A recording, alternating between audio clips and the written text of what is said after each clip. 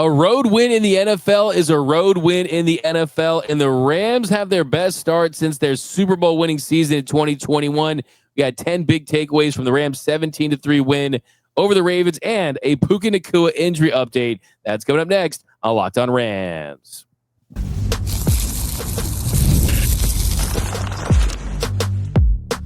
You are Locked On Rams, your daily Los Angeles Rams podcast.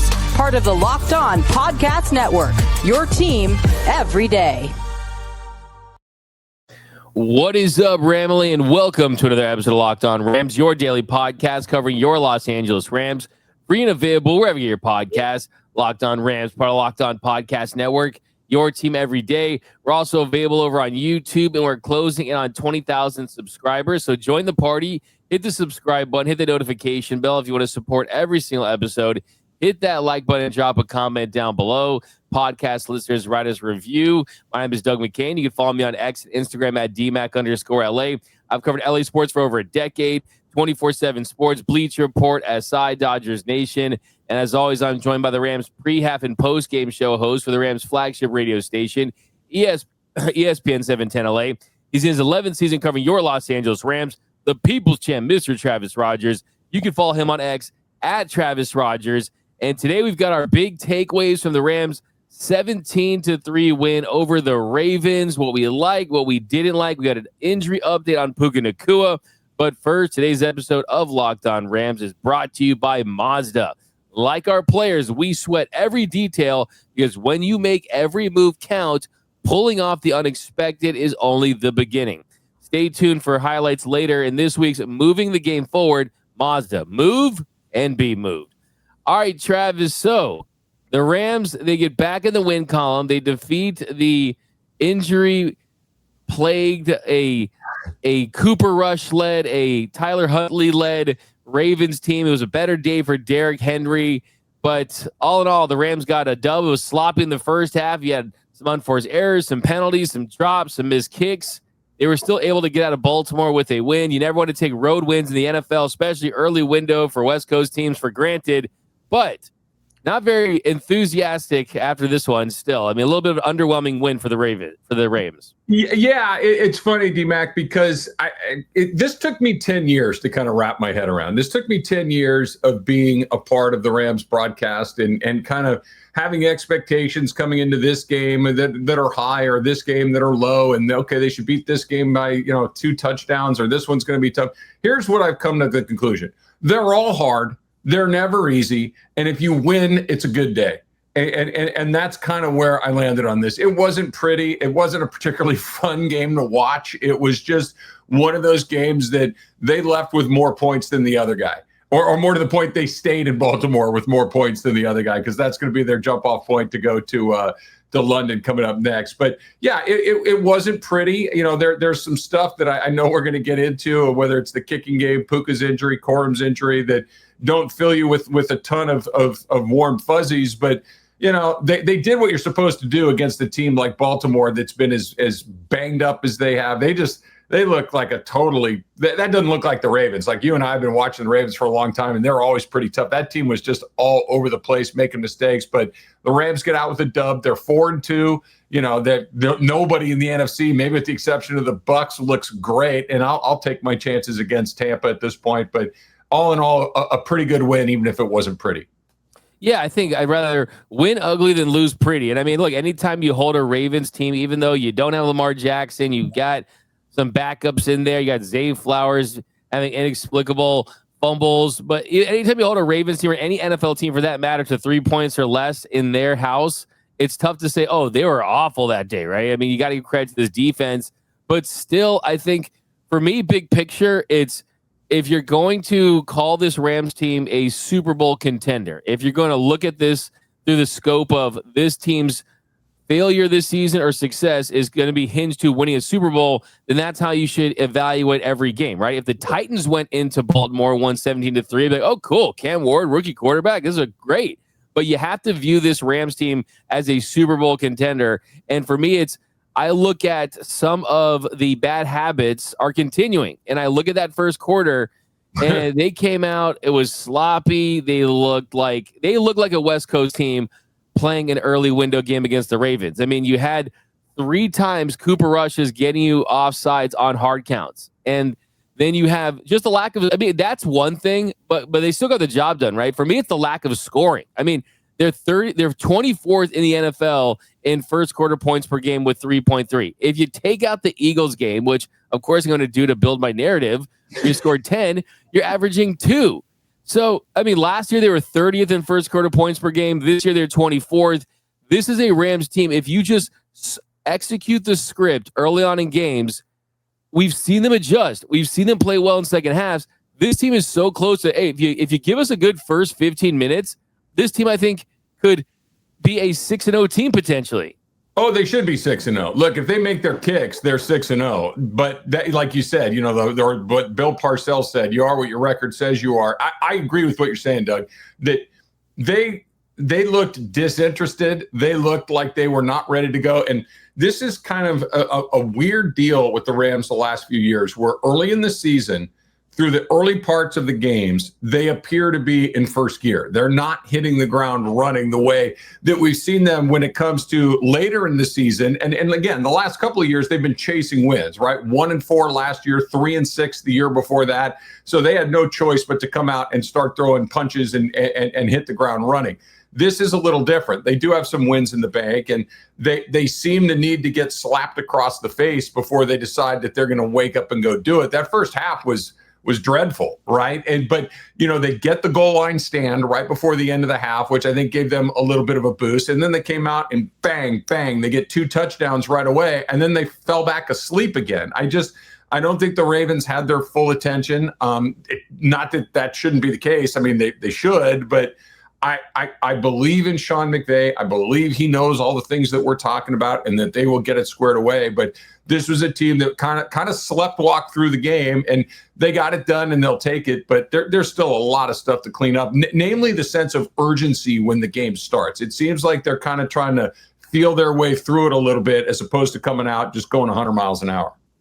Yeah, I totally agree. And I was just going to bring that play up. I think that sequence there to end the first half really changed the game, because one thing we saw for the Rams in this game was you didn't see that pattern continued where they neutralize elite running backs. You've seen them have so much success, whether it be shutting down Saquon Barkley, Jonathan Taylor, and CMC in consecutive weeks. Well, Derrick Henry, 122 yards, 5.1 yards per carry. It was his best game of the season, but they stopped him when it mattered most, and it was during that goal line stand.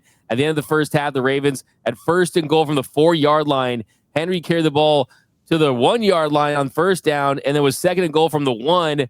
And then you saw them go to these direct snaps to Mark Andrews. They had basically a tush-push type of play there. And on 4th and goal, Jared Verse showed why he's a future All-Pro. Breaks into that backfield, stops Henry, and then you saw Troy Reader in there to kind of finish the job. So instead of going to the half 10-3 with no momentum and an ugly first half, it's tied at 3-3, and you feel good about your chance of making adjustments. So, yeah, big credit to the defense there in that spot. Yeah, it felt like it was going to get ugly. Like that opening drive with Derrick Henry, it was like, he was averaging 7 yards a carry. And leading up to this game, we talked about how, it should be a little easier to defend Henry because there is no Lamar Jackson. That Cooper Rush isn't a threat to run the ball. Cooper Rush really isn't a threat to throw the ball. Just load the box up and shut Henry down. They did load the box up, and they couldn't shut him down. He was just, I think he had 90 yards at the end of the first half. And it's like, oh my gosh, that the Rams escaped with just 3 points was fairly fortunate. They did a better job on him in the second half along the way, but. I don't know how to unlock it. I think that Sean McVay is probably trying to figure out how to unlock it, that sense of urgency from the beginning of the first quarter, as opposed to, hey, we're about to fall behind to a Cooper Rush led team at the end of the half. Let's get our what's in gear. And they did. And I guess there's some solace to be pulled from the fact that they can do it when they need to do it. But you come out like that against a better team, and you're going to put yourself in a hole that may be far more difficult to come out of. Yeah, absolutely. And I would much rather be a team that's 4-2 than and just still trying to figure things out, that's had high flashes, versus a team that's under 500 and it's desperate to try to get back in the race in their division and make the playoffs and all those things. So the fact that they're still stacking wins, it says a lot about this team where your floor is just winning ugly. If your floor is winning ugly, then I think you feel really good about that because, I mean, there's so many reasons why they should have lost this game. And if they're playing most of the league with that effort, they're probably going to lose that game. And let's just be honest. You go 2 for 5 in the red zone. The special teams was what it was. And I know that Travis Rogers cannot wait to talk about special teams. I know that. And I'm going to save that because I can't wait to hear that. But hey, you got the job done. 17-3 is not that impressive against this Ravens team, but still, you can win in different ways. And I think that really good teams this early in the season, you win in different ways. And Puka Nacua goes out. That's another big factor as well. And you were still overcome that. And I still feel like the best football is yet to come for this Rams team. And now I think they're going to realize if you go to London, this should be a wake-up call and a loss, really. Like going into London against a Jaguars team that's much improved. Yeah. I mean, it was just the good and the bad with the Jags, right? But I think that they have a chance to make a statement in London and say, okay, going into the bye at 5-2, that sounds perfect. Yeah, it's funny. I agree with you. I thought that coming out of that debacle against San Francisco at SoFi Stadium on Thursday night, that they would come out, to use this stupid cliche, frothing at the mouth and, they didn't. They came out kind of like, yeah, all right, let's, Ravens are missing a bunch of their guys. Let's see what happens. I would like to see them come out in London again, because like you said, Doug, against Jacksonville, I know you see the uniforms, you see the name on the schedule, you're like, oh, they're going to be a garbage team. They're not. I don't think they're a great team, but they don't stink the way that they typically do. So they need to be ready to go. And all those things you mentioned, the Puka injury, the special teams, they gotta get a lot of that squared away, or they're not going to beat anybody that's ready to go and really good.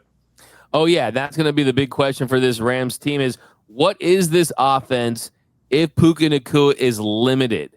Yeah. And we're going to get an update on Puka Nacua. We're going to talk about that next. And we're going to talk about special teams. That's coming up next on Locked On Rams.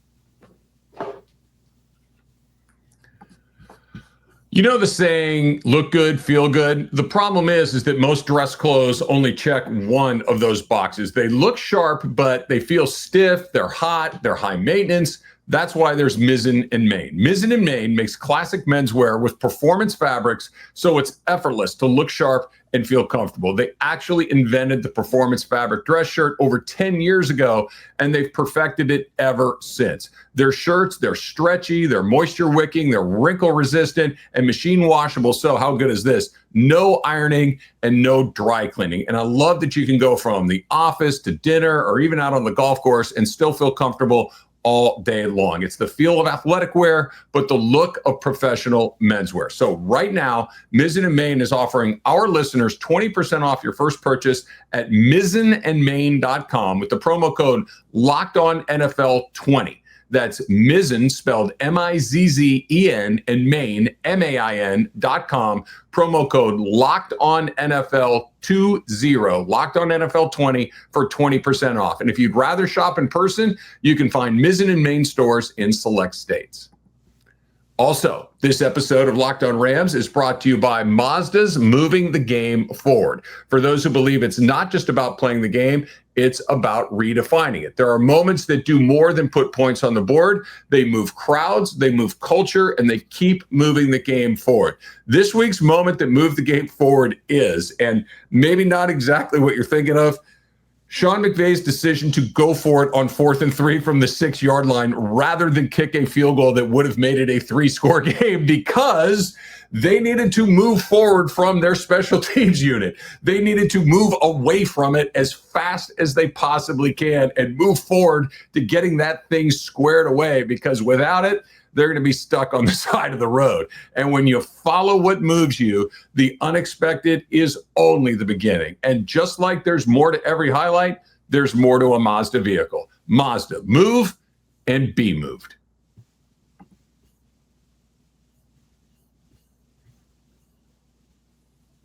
And we are off and running here on Locked On Rams. Thank you for making Locked On Rams your first listen every single weekday. Free and available wherever you get your podcasts. Locked On Rams, part of Locked On Podcast Network.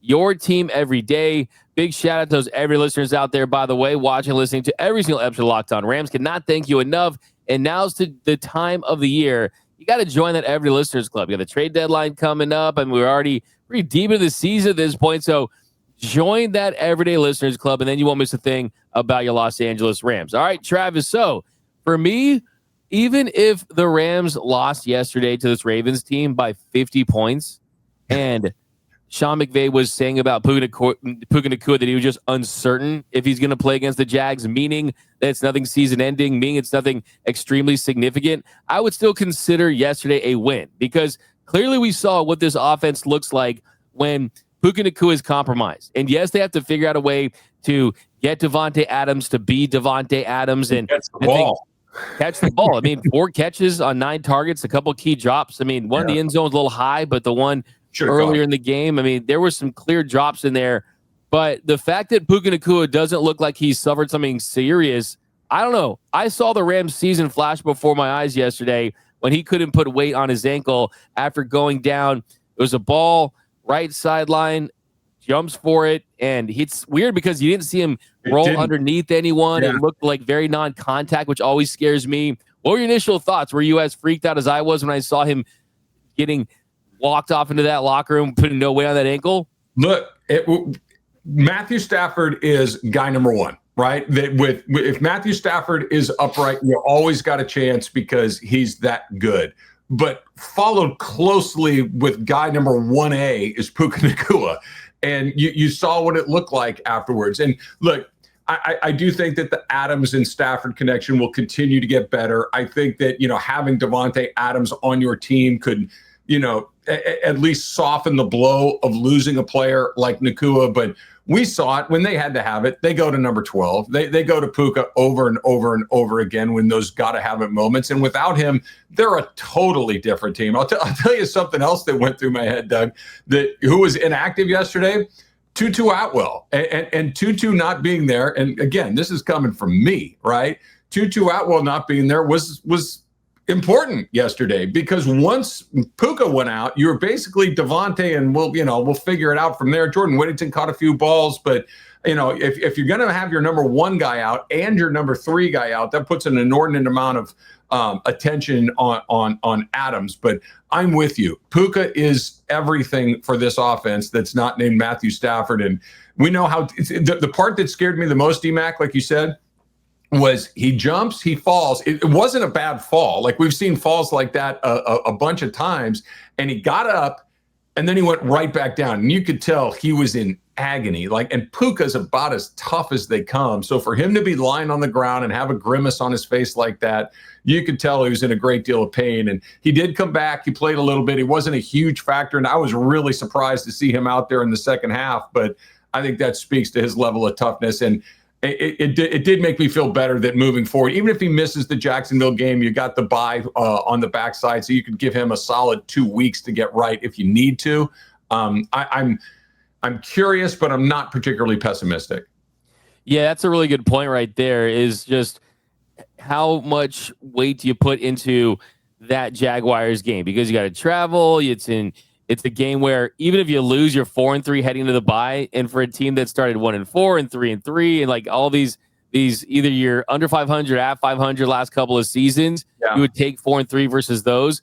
But still, I think, like as you mentioned, he is absolutely essential to the success of this offense. And that either speaks to how good, I think it really speaks to more how good he is now, because he's legitimately an MVP level talent, really, for as a receiver, as his overall production is out of this world. And I do think that combined with Davante Adams not necessarily hitting his stride as of yet. You mentioned Tutu Atwell. It's like the meme I accidentally became important at my job and it's ruining my life, right? With Tutu Atwell, you're like, where the heck is Tutu? What's wrong with the hamstring? He's inactive? What the heck?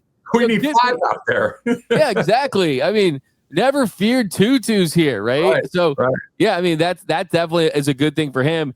But the numbers just reflect, though, that this is not something that is sustainable for Matthew Stafford in this offense. I mean, you look at some of the numbers. Matthew Stafford's completed 83% of his passes with a 97 QBR to Puka. Receivers not named Puka, you're looking at a 58% completion percentage and a QBR of 40. So, yes, that is not crazy for a quarterback to have his numbers better with his best player. But when it's that dramatic, it's concerning.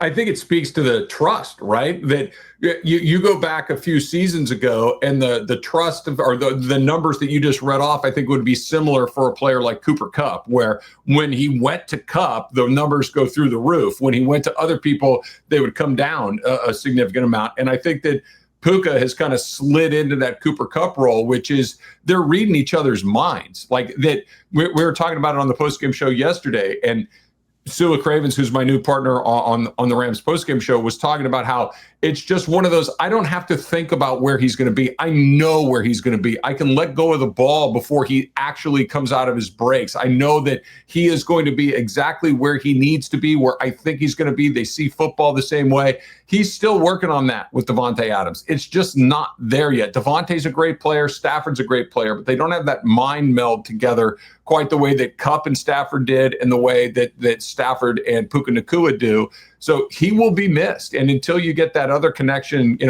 operating at that same high level, I'm not surprised that gap in those numbers at all. Puka and Stafford are like this. They are just absolutely in sync. And you can see it because when it gets hard, when it gets tight, when it's in a gotta have it situation, it's almost always to Puka. I agree for sure. And I've seen people, it's because Stafford and Davante Adams didn't practice together and it's going to take time for them to build that chemistry. I don't believe that at all. Like I look at just the cold hard facts of this all. The truth of the matter is that even heading into yesterday, Davante Adams had a 12% drop rate heading into the game. And with the more drops coming in that game, this is the worst drop rate that Davante Adams has had since 2015. And yes, there's chemistry. Yes, there were some balls from Matthew Stafford that were a little high. But at the end of the day, a receiver like Davante Adams, even if he's not saying it after the game, pre or post game, even though he's not saying it, he knows those are balls that he's caught for the majority of his career. And if he catches those balls that were good enough to catch, and they were well-thrown balls for the most part, no one's talking about Matthew Stafford's fault in all of this, right? No one's talking about, it's Matthew Stafford. So now what does Matthew Stafford have to do? Run the ball and hand it off to him, right? Like, let's just call this what it is. Davante Adams needs to be better. Yeah, I think so too. And that one in the back of the end zone was not a great pass, but it's a pass Adams should have caught, right? The one in the corner, it's a catch. It's a pass that the Davante Adams of the world catch. Yes, 100%. I agree with you. And the one in the corner, the little fade that they had, that was just not, I think that's a better example of them not being totally in sync, because that ball was in a slightly different spot than where Adams was going to be. So I think there's that. Then we just saw the one that was just a flat out drop. I thought that there was an interesting moment early in the third quarter when Stafford hits Adams, and Adams, instead of having his hands out front and with a hands catch, he bodies it, right? He kind of catches it up, and you can just tell, I think that's one of those things where a receiver is kind of, struggling with his confidence a little bit, and it'll come back where he's trying to, body catch it as opposed to get his hands out front and catch it like that. They'll get there, but I'm with you. Davante Adams, I think this is both encouraging and a little head scratching simultaneously. He's been pretty good, but he hasn't been Davante Adams. And so the question is, why has he not been Davante Adams? And then I think the optimistic part is, will he get there? I believe that he will. I believe that Stafford will figure it out. I believe McVay will figure it out. I have no doubt about the talent level of Davante Adams. It's just, why have they played 6 games and they haven't quite been able to get there? The good news is they have 11 more games to figure it out, and I think that they will. Yeah, and I just want to say, too, this probably sounds like I'm being tough on Davante Adams, but the truth of the matter is I'm not waking up at 3:30 in the morning in a cold sweat worrying about Davante Adams. I have all the confidence in the world that he's going to be, as you said, Davante Adams, because you can fix drops so easily. All you have to do is catch the ball, right? That's all you have to do. You just squeeze it and catch it. And we've seen him do it there in his career. But what you can't fix, what you can't bring back, is a receiver that can't get in and out of his breaks anymore, a guy that's lost his step, a guy that's still not being defended by CB1s and having to draw a lot of attention. The truth is, all the things that you wanted to see from him, where if the question was, is Davante Adams washed? Is Davante Adams past his prime? The answer is no. The guy can still move, and I hate to be that guy to bring up Cooper Kupp, but having watched Cooper Kupp last year and seeing, it's not about the drops of Kupp. It's like, the dude can't get open regularly. The guy can't lose his defender regularly. Davante Adams has still got it. He really, really does. I mean, we always talk about just watching the offensive line and watching the defensive line and not following the ball. Follow Davante Adams, and you're still seeing a guy that's creating space, that's attracting top-level talent on defense, too. So I'm not worried about it. It's as simple as if he catches the ball, he's playing a Pro Bowl level already.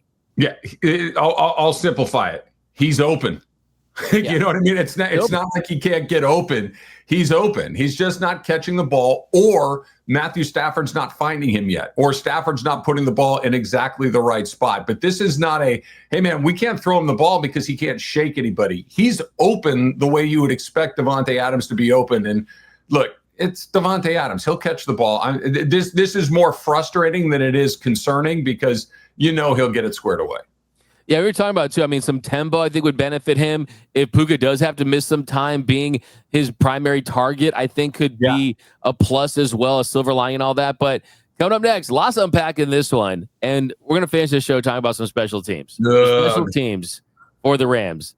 That's coming up next on Locked On Rams. When the opening whistle blows on a new repair, get your crew moving forward with Supply House. Order today and see parts on your doorstep tomorrow. Over 280,000 plumbing, HVAC, and electrical items from the most trusted brands in the business. And their real-time inventory and honest lead times keep you from punting on projects, while their industry-leading customer service always has your blind side covered. Do you need parts fast for a project? Supply House has next-day delivery. That is an absolute game changer. Their Trademaster perks, like priority shipping and dedicated support, make the whole process even smoother, and the part finder tools and 3D schematics can save you hours on job where every detail matters. So join the free Trademaster program today and score serious perks like priority shipping, lower prices, and a dedicated support line. Visit supplyhouse.com to sign up for free and use the promo code SHNFL5 for 5% off your first order. That's supplyhouse.com. Real people, real service. And of course, we know this, right? The season, the NFL season, the Major League Baseball playoff season, all of this is here, and FanDuel has an offer that you are not going to want to miss, because right now, new customers, you can bet just $5 and you're going to get $300 in bonus bets if you win that bet. That's right. You pick a bet, you put down just $5, and if it hits, you're going to unlock $300 in bonus bets to use across the app, right? And so you're like, hey, Trav, I like to play parlays. Does FanDuel have parlays? Yes, FanDuel has parlays. Yeah, but I also like player props. Does FanDuel have player props? As a matter of fact, FanDuel has player props. And you like to play live lines? FanDuel has live lines during games. It makes watching football, makes watching everything even more exciting when you've got a little something riding on that action. So whether you are a casual fan or you love going deep into the stats, FanDuel makes the game day experience so much better. So let me ask you this question. What are you waiting for? Visit FanDuel.com to download the FanDuel app today and get started. And welcome back to Locked On Rams. Thank you for making Locked On Rams your first listen to every single weekday. Free and available wherever you get your podcast. Locked On Rams, part of Locked On Podcast Network. Your team every day. All right, Travis. So special teams has been a problem for the Rams this year, and it continued in Baltimore. Yeah, Josh McCarty missed a 26-yard kick. Yes, the conditions weren't great. I will say that this was the first time he's actually missed a kick that wasn't blocked, so that's something to consider. I think he's having some confidence issues. What say you about the kicking issues? Because you don't love to see this. Let me change the question here a little bit. What do you think that Sean McVay thinks about the kicking issues? Let me run back a situation that happened yesterday. I'm sure he's not happy about it. He had a pretty blunt response about it. 4th and 3 from the 6-yard line in a 14-point game. Kick a field goal there. It's a 3-score game. The game is over. It would have been a 29-yard field goal. They opted to go for it. That tells you all you need to know about where they are with their specialty. I would be stunned if Josh Carty is in London at some point. I just don't think. I think Sean McVay showed his hand. I think when they decided to go for it right there, he basically said, we're done with this. We are not doing this anymore. That the one that went off the upright was a short, makeable, easy kick. The one that he squeaked in by the skin of his teeth was a knuckleball that barely went in on the left side, barely cleared the crossbar. It was an atrocious kick. And, oh, by the way, you saw what happened on their punt team, right? They had a penalty on their punt coverage for an illegal man downfield. So they had to re-punt it. They kicked it back from out of their own end zone, gave up a 38-yard return on that next play. So that was another special teams gaffe that took place. I would not be super comfortable if I were Chase Blackburn at this time, because this is a problem. We are 6 weeks into the season. It hasn't gotten fixed. The kicking's gotten worse. The punting game has been affected. And you know this, Doug, as well as anybody. You have to be good, or you at least have to be mediocre in special teams, if not better than that. And the Rams are flat bad in every aspect of it. And I don't think you're going to see it continue much longer.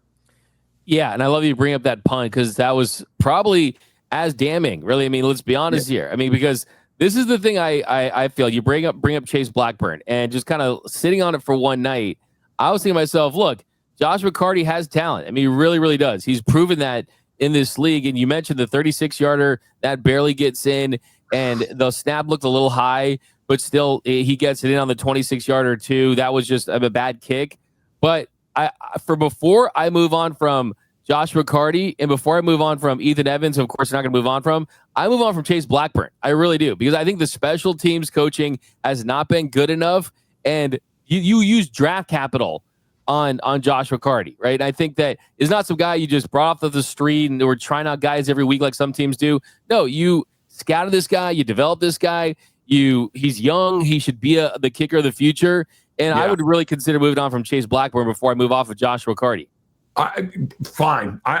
Sure. I don't disagree with you, but the fact of the matter is, I think it's in his head. I think that he's lost whatever confidence he had at some point. Maybe a coaching change could bring that back around, but I think you saw what McVay thinks about it with his decision to go for it on 4th and 3 from the 6-yard line. And I get it. One of the things that the Rams are very good at is even when they have spent some draft capital, even after they've paid some guys, if you're not doing the job, they move on. And under no world could you look at this and think that Josh Carty's doing the job. And I get it. You have to make your kicks in this league. Like they're foregoing short kicks for 4th and 3s when you could put the game away. That's just not an option in this league. So and that's the thing too. Like, so that's what I was screaming about in the post game show was, yeah, you got to make that a 3-score game. I mean, just because that Ravens team is not going to score that many points, right? You're not going to score 17 points in that stretch.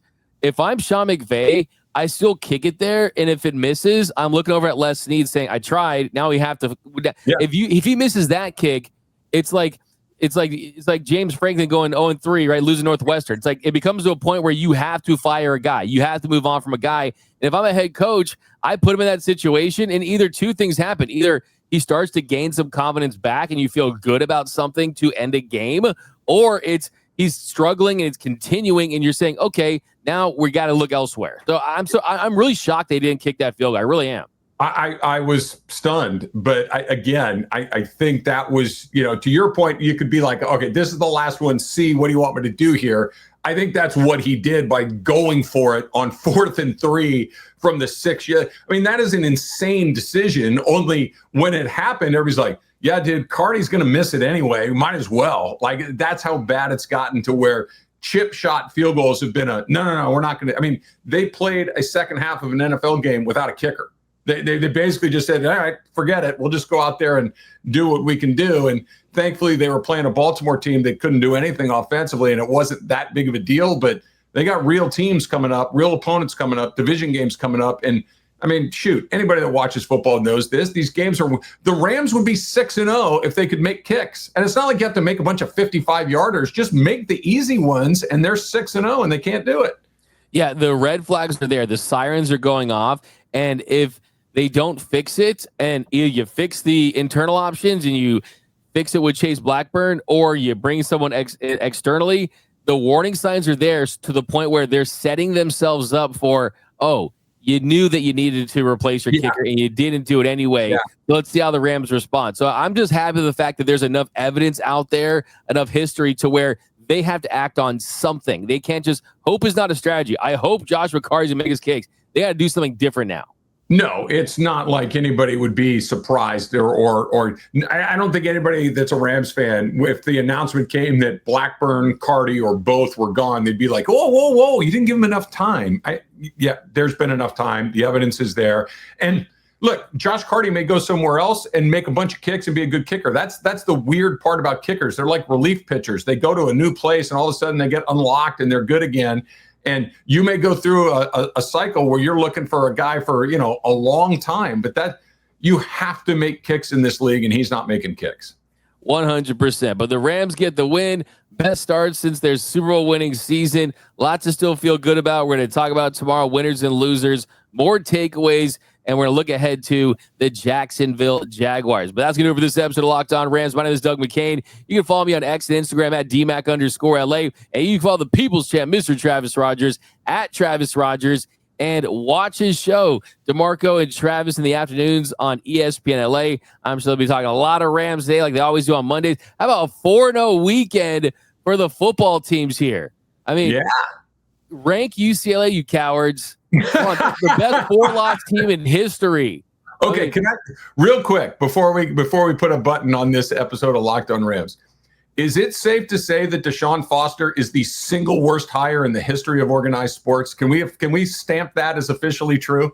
Only thing that's worse would be UCLA hiring Martin Jarman as their athletic director, but I think it's a close second. Yeah, but shout out to Jerry Neuheisel for saving our lives in Westwood. He's our absolute king. Tim Skipper, let's go. Yeah, Tim Skipper, man. Hey, it's a crazy story, honestly, but that's going to do. Hey, I said yesterday they should hire Jerry Neuheisel to be the Rams red zone offensive coordinator. You know what I mean? Like from the 20s, give it to Jerry New. He's a wizard. All right, that's going to do for this episode, guys. Hit the subscribe button, hit the notification, hit the like button for your Los Angeles Rams. And until next time, whose house? It's Locked On Rams House.